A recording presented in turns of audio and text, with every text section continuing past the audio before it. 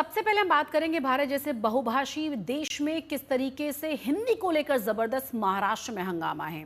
हिंदी वो पुल माना जाता है जो कोलकाता से लेकर कोल्हापुर, बनारस से लेकर बेंगलुरु, नागपुर से लेकर नागालैंड तक संवाद का शानदार जरिया है।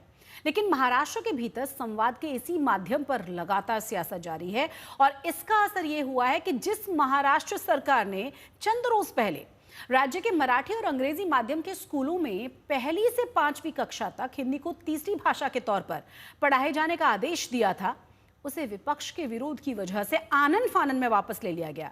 भाषाएं न तो दुश्मन होती है, न ही राजनीतिक मोहरे, वो होती है संस्कृति की पहचान और भविष्य की चाबी भी। तो फिर क्या इतनी गुंजाइश नहीं बनती कि मराठी के साथ साथ हिंदी को भी जगह दी जा सके? फिलहाल तो जिन्होंने विरोध किया है उनका दावा यह है कि वो महाराष्ट्र सरकार के फैसले के खिलाफ लगातार हैं, बने रहेंगे, वो हिंदी के खिलाफ नहीं हैं। महाराष्ट्र के स्कूलों में अब हिंदी जरूरी नहीं। भाषा विवाद में बैकफुट पर आ गई फडणवीस सरकार। महाराष्ट्र में भाषा की लड़ाई ने सियासत की जमीन हिला दी। फडणवीस सरकार ने हिंदी को तीसरी भाषा बनाने का फैसला लिया, लेकिन मराठी अस्मिता की लहर इतनी तेज चली कि बीजेपी के नेतृत्व वाली महायुति सरकार को आखिरकार झुकना पड़ा। उनका हिंदी को विरोध है, हमारा हिंदी को विरोध नहीं है। इस देश की किसी भी भाषा को हमारा विरोध नहीं है, हिंदी को तो बिल्कुल हमारा विरोध नहीं है। लेकिन जहां तक हिंदी को कंपलसरी सिखाने का सवाल है, तो इस संदर्भ में जो निर्णय हुआ था, उन्हीं के कार्यकाल में कमेटी बनी थी, उस कमेटी में उनके उपनेता भी थे, उसी कमेटी ने निर्णय लिया था, उस निर्णय को कैबिनेट ने उनके ही स्वीकारा था।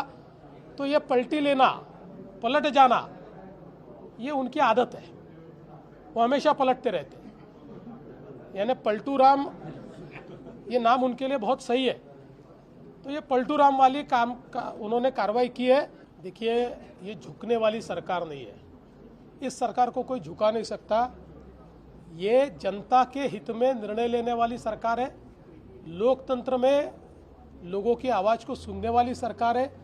इसलिए जब कई लोगों ने इस पर संदेह व्यक्त किया कि ये जो निर्णय है, ये निर्णय विद्यार्थियों के हित का है या नहीं है, तो हमने एक कमेटी तैयार की है।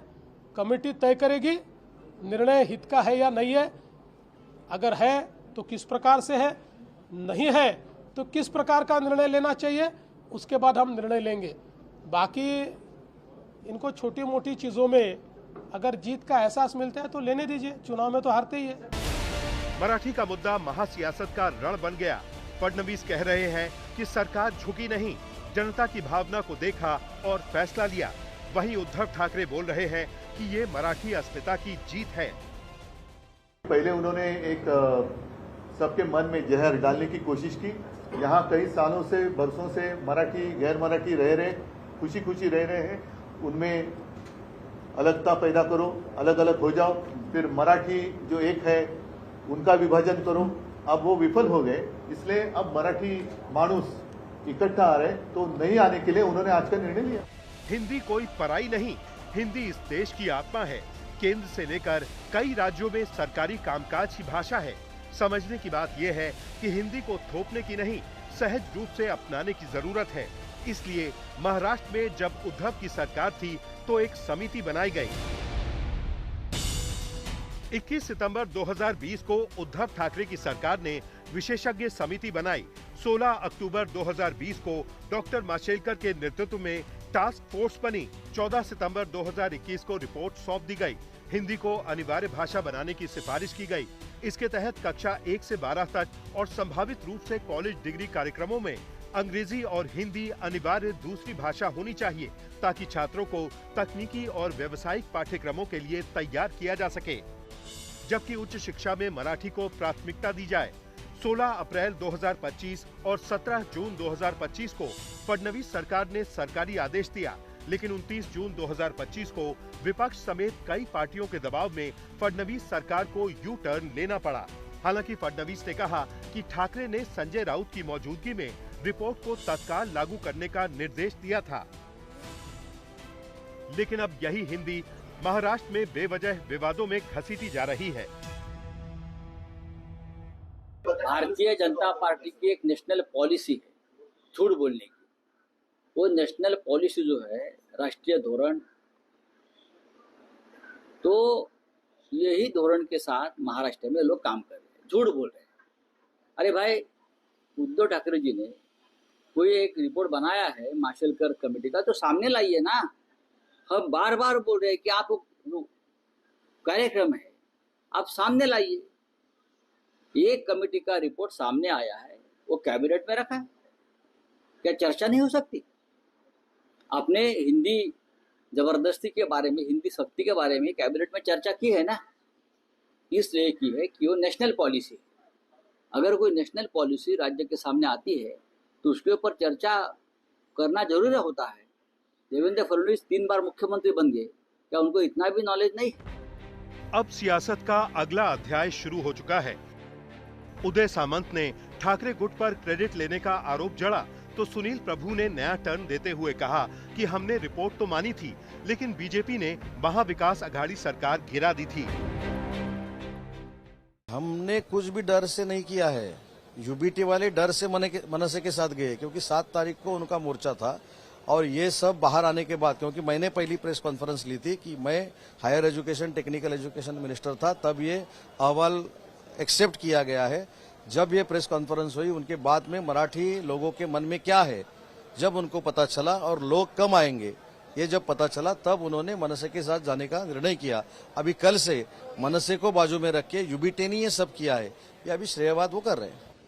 ये रिपोर्ट आपके ही मुख्यमंत्री पद के समय त्रिभाषा और हिंदी अनिवार्यता के साथ स्वीकारने की कार्रवाई आपने की कि नहीं, आपने क्यों की? देखिए, हम तो छत्रपति शिवाजी महाराज के मावड़े हैं। हम डरेंगे और किसी के सामने झुकेंगे, ये विषय ही नहीं बनता।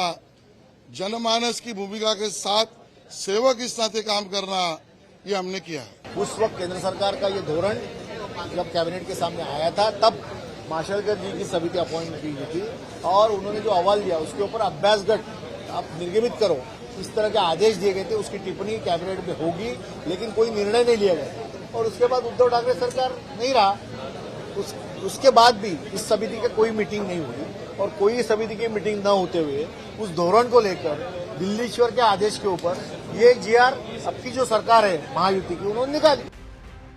दरअसल जैसे ही महाराष्ट्र में पहली कक्षा से हिंदी के अनिवार्य होने की बात सामने आई, तो इसके खिलाफ विपक्षी शिवसेना यूबीटी और राज ठाकरे की पार्टी MNS एक हो गए। दोनों दलों ने 5 जुलाई को महामोर्चा निकालने का ऐलान कर दिया। महाविकास अघाड़ी समेत कई संगठनों ने फडणवीस सरकार के फैसले के खिलाफ मोर्चा खोल दिया।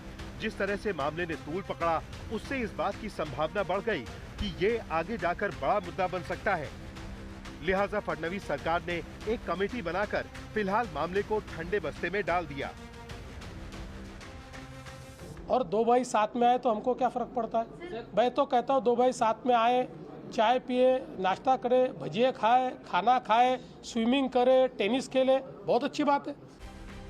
यानी अब शिवसेना यूबीटी, बीजेपी समेत महाराष्ट्र की सियासी पार्टियों ने एक ही भाषा पर अलग अलग एजेंडा पकड़ लिया है।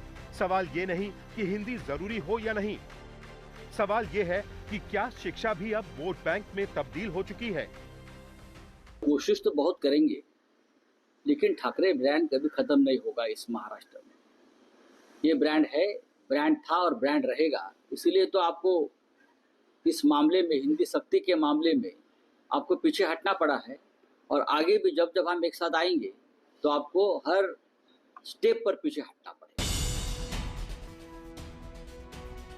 भाषा विवाद के बीच विपक्ष से लेकर सरकार तक, सियासी पार्टियों के कार्यकर्ता से लेकर निजी संगठन तक सभी को साफ साफ समझना चाहिए कि मराठी को सम्मान दीजिए, हिंदी को अपनाइए और राजनीति को भाषा की क्लास से बाहर करिए। भाषा विवाद से जुड़ा निर्णय सरकार ने भले ही वापस ले लिया हो, लेकिन आरोप प्रत्यारोपों का दौर अभी भी जारी है। जहां एक तरफ मुख्यमंत्री देवेंद्र फडणवीस उद्धव ठाकरे को पलटू राम कह रहे हैं, तो वहीं दूसरी तरफ उद्धव ठाकरे का दावा है कि मराठी की एकजुटता से ये सरकार डर रही है। ये देखना बहुत ही दिलचस्प होगा कि आने वाले स्थानीय निकाय चुनाव में आखिरकार मराठी जनता किसके पाले में अपना वोट डालती है। कैमरा पर्सन राजू इनामदार के साथ मैं ऋत्विक भालेकर, मुंबई आज तक।